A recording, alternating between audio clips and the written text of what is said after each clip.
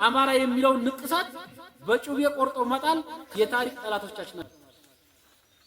ሌላኛው ህዝባችን በሰላም ወጥቶ አይገባም፣ ስራውን በአግባቡ እየሰራም አይደለም። ሚኒሻ ፖሊስ እውነታውን ስንት ጊዜ ነው እየታሰረ ያለው? እየተሸማቀቀ እየተሰደበ እኮ ነው የሚያገለግለው። ክብር አይኖረው።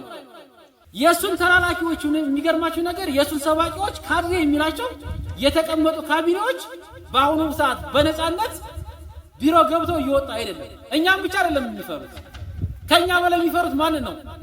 ራሱን ብልጽግና ይፈሩታል። ምክንያቱም ማስሮ ረሽናቸዋል ማለት ነው። ስለዚህ ዛሬ ከቢሮ ተወስጄ ወይ ታሰራለሁ ወይ ረሸናለሁ እያለ የቆቅ ኑሮ ነው እየኖረ ያለው። ስለዚህ እንደዚህ አይነት የቆቅ ኑሮ ከመኖር ተዋርዶ ከመኖር ሰው ለክብሩና ለማንነቱ እየኖረ መሞት እኮ ይሄ ጀግንነት ነው አይደለም? ጀግንነት ነው። ስለዚህ በዚህ ልክ ነው እያሰቃያቸውና እየበደላቸው የሚገኘው። ፋኖነት የውል ስማችን ነው። የአማራ የውል ስም ተወደደም ተጠላም ፋኖነት ነው። አማራን ፍቅር እንደማንጥለው ፋኖነትንም ፍቅር አንጥለው።